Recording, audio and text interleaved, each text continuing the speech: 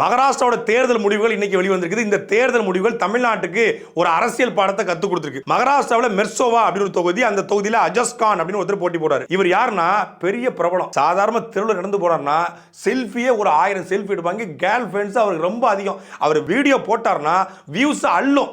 இன்ஸ்டாகிராம்ல மட்டும் 5.6 million followers, யூடியூப்ல லட்சக்கணக்கான சப்ஸ்கிரைபர்ஸ். அப்படி இருக்கிற ஒருத்தர் தேர்தலில் நிற்கிறாருன்னா எவ்வளோ ஓட்டுணும். நடிகர், அரசியல்வாதி, அது இல்லாமல் இன்ஃப்ளூயன்சரு, இன்ஸ்டா ப்ராப்ளம், யூடியூபரு, ஓட்டு அள்ளும்ல அள்ளிருச்சு 155 ஓட்டு. அதாவது அரசியல் களம் வேறு, சமூக வலைதளம் வேறு அப்படிங்கிறது இப்போ அஜாஸ்கானுக்கு புரிஞ்சிருக்கோம்.